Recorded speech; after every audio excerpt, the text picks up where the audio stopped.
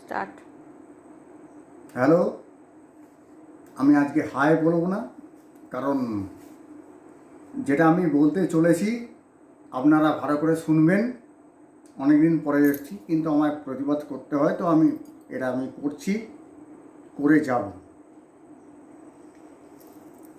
তো এখানে আমি একটা কথা বলছি, যেখানে আমার লেখা আমার চলছে। আমি দু চোখে দেখেছি স্বাধীনতার মর্ম। আমি দু চোখে দেখেছি স্বাধীনতার মর্ম। যখন দেখেছি সোনালি চোখে পতাকা উত্তোলন, যখন গাওয়া হয় জনগণ মন অধি নায়ক জয় হয়ে ভারত ভাগ্য বিধাতা। এই গান শোনার পরেও সময় রক্তে আগুন জ্বলে। তারপরে মনে হয় আগুনেকে এক বালতি জল ঢালে। বাস্তব কথা বলছি, এটাই নাকি ভারতবর্ষের মূল ধন? আমি দু চোখে দেখেছি স্বাধীনতার মর্ম। আমি দু চোখে দেখেছি স্বাধীনতার মর্ম। এটা কি ভারতবর্ষের মূল ধর্ম? কোথায়? এরপরে শুনতে পাই আমরা দেখ তেরা মুন্ডা বিগড়া যায়, আমরা দেখ। তারপরে দেখি ফিস্ট আর মদের বোতল। তারপরেও দেখি ফিস্ট আর মদের বোতল। তাতে কি যায় আসে? তাতে কি যায় আসে? আমি দু চোখে দেখেছি স্বাধীনতা, যেখানে নারী স্ব অধিকারে বাঁচবে, কারো রাত্রি জাগবে, হবে না বৃদ্ধি হতে। আসলে সবাই চোখে আমরা কারো চশমা পরে, আসলে সবাই চোখে কারো চশমা পরে স্বাধীনতার হাড়ি পরেও, স্বাধীনতার হানি পরেও মহিলারা আজও বাঁচে।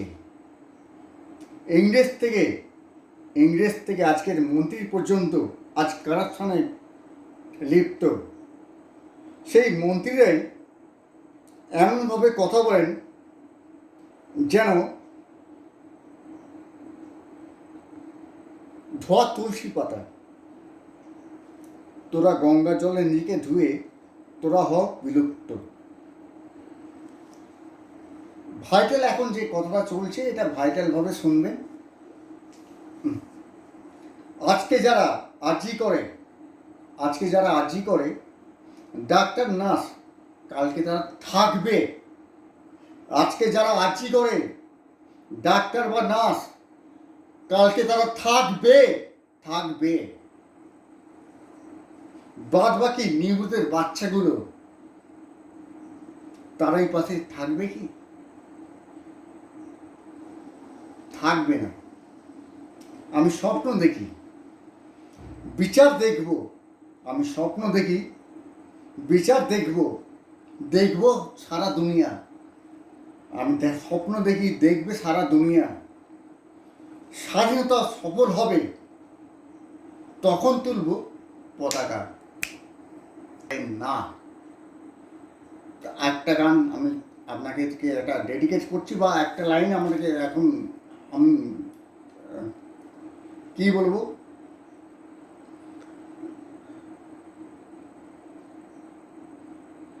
নিলামে হচ্ছে দেশ, কাল কখনই জীবনে বাঁচতে যাওয়াটাই বিলাসিতা। বাজে প্রয়োজনের মগজটা করে থাক বিহন্ন লাই আছে সীতা। আমরা হরিজন জনাতন ধর্মে দেব কি আসি। সবাই পণ্য সেজে কাকে কিনবে যে গোটা সোনাগাছি। কেন বেঁচে আছি বলো, কেন বেঁচে আছি, বলো কেন বেঁচে আছি।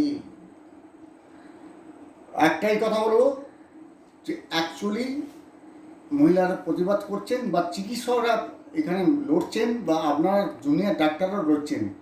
বাদ বাকি যারা, এই যে আমি বললাম না, আমার লেখার মধ্যেই আছে যে নিবৃত বাচ্চাগুলো, সেটা লাল ঝান্ডা হতে পারে, ডান বাম কি তৃণমূল হতে পারে, এদিকে সাইড করে দিন।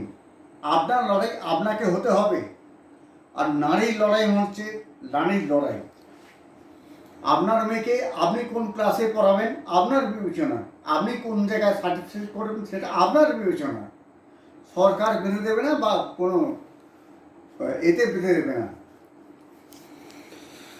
এর আগে অনেক কিছু হয়েছে, কিন্তু একটা রিকোয়েস্ট করব, অনেক সাধারণ মানুষ আছে একটু শিক্ষার একটু অভাব হয়ে গেছে, এটা বুঝতেই পারছি, কিন্তু একটা ব্যক্তিগত আমি হাত জোর করে বলছি, অনেক মানুষ চিকিৎসার জন্য মারা যাচ্ছে, এদেরকে সাহায্য করুন, এদেরকে সাহায্য করুন। হ্যাঁ, কারণ একজনের জন্য আমি ভাবি না যে এর আগে কিন্তু অনেক ঘটনা, হেতার পারেক নেই, ধনঞ্জয় নেই, তার জন্য কেন লড়াই করেননি? 14 বছর রেল খারাপ করেও ফাঁসি হয়েছে, আপনারা কেন তখন কেন বন্ধ করেছিলেন? গরিব বলে?